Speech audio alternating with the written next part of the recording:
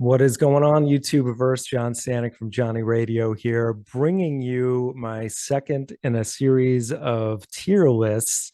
And I was going to go live with this, but unfortunately had some audio technical issues with a program I was using that I never used before.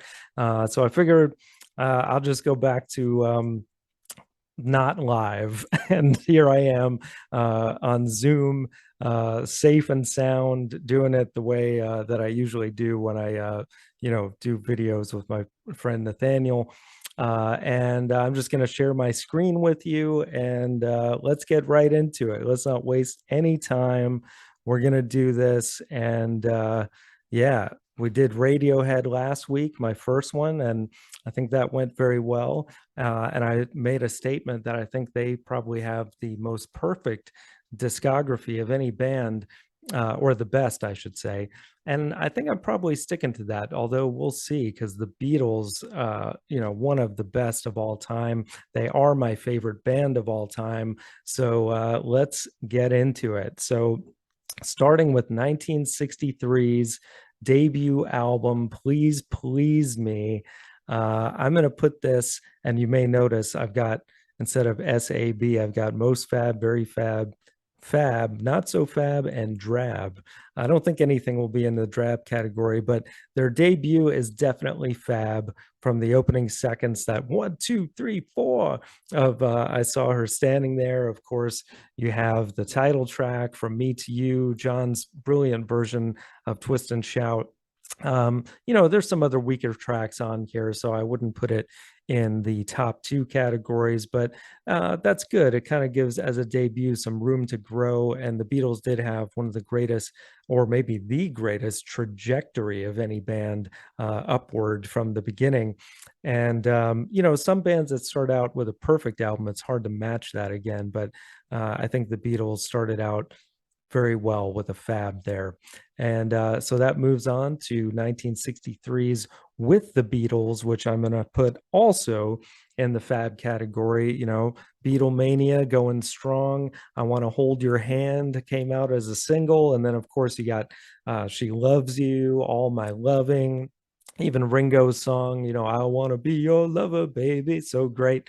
And yeah, you got to have it also in the fab category going strong. So now that brings us to 1964's first soundtrack, and a great album at that. A Hard Day's Night took it to another level with the title track.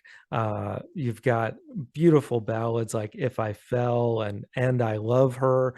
So amazing. There's really not a weak track on here, but it's not quite to that most fab level. But man, what an amazing album. And that brings us to their second album in 1964. Man, so prolific, man. Two albums a year, sometimes more for these guys in just a 7-year period. So amazing. But this one, The Beatles for Sale, I don't think was quite as good as A Hard Day's Night. I think that was also kind of fab. I wouldn't say it was rushed necessarily, but it's not bad by any means, but it's not quite as strong as Hard Day's Night. But then they followed that up with Help, another soundtrack right after that, and amazing. I would almost put that in the most fab category. I mean, you've got Help, you've got Yesterday, for God's sake, you've got everything in between. Ticket to Ride, George coming into his own with songs like I Need You. Just so good from start to finish.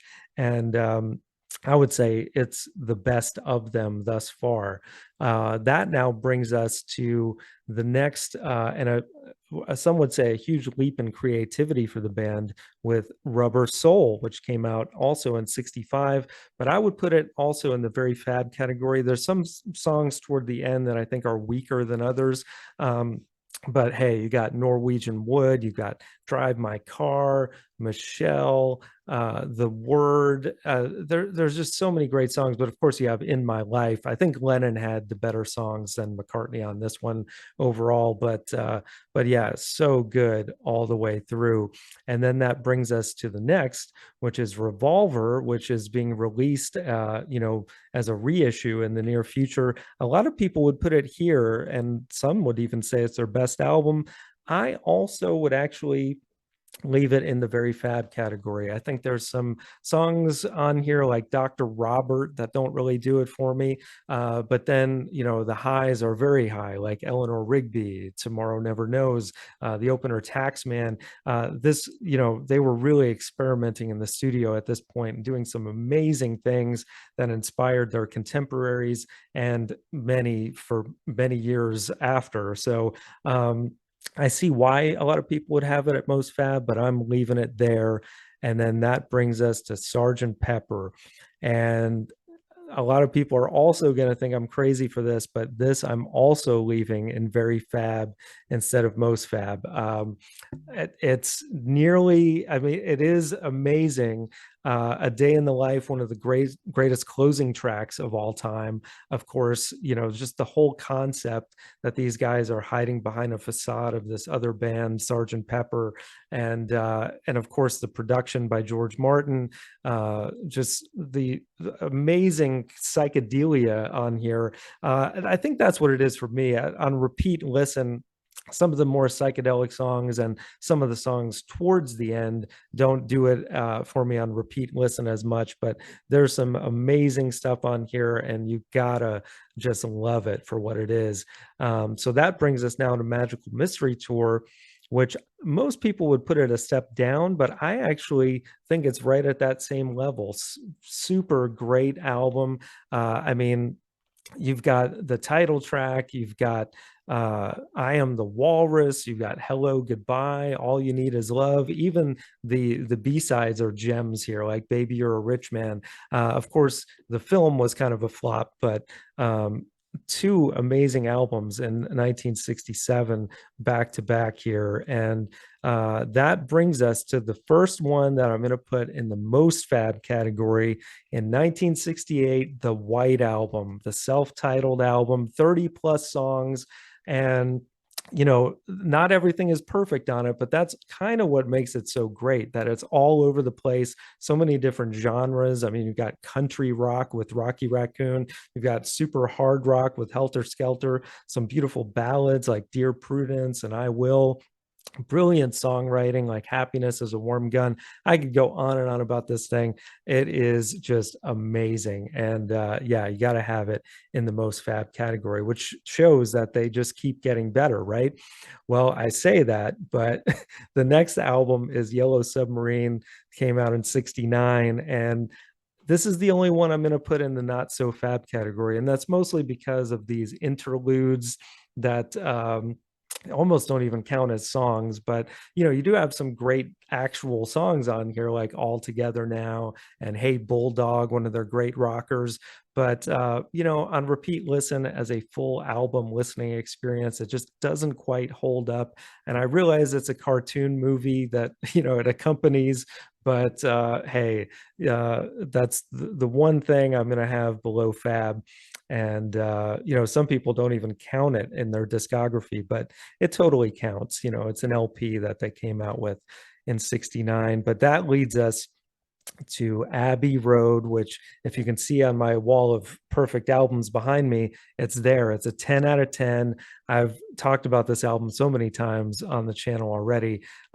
Just absolutely a magical album from the opener of Come Together all the way to the end, literally the end. And of course, that whole medley on side B from You Never Give Me Your Money all the way through to Her Majesty, technically.